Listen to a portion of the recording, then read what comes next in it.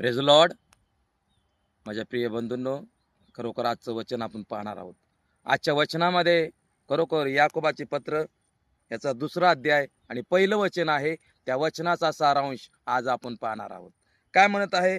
माझ्या बंधूंनो, गौरवशाली प्रभू येशू, आपला प्रभू येशू ख्रिस्त याच्यावर विश्वास ठेवणारे तुम्ही तोंड पाहून वागू नका.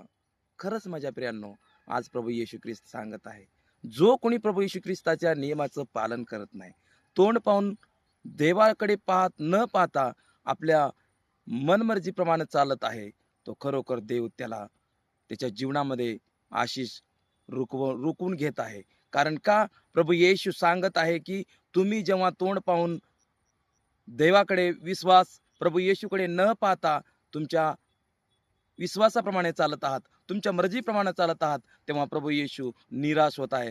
का माझ्या प्रियांनो? कारण की परमेश्वराचं वचन म्हणत आहे, तुम्ही जेव्हा तोंड पाहून जेव्हा बोलता, प्रभू तुमच्याबद्दल निराश होतो माझ्या प्रियांनो. का? कारण की परमेश्वर महान आहे, तो उद्धार करता आहे, तो तारण देणारा आणि जीवन देणारा परमेश्वर आहे. आमेन.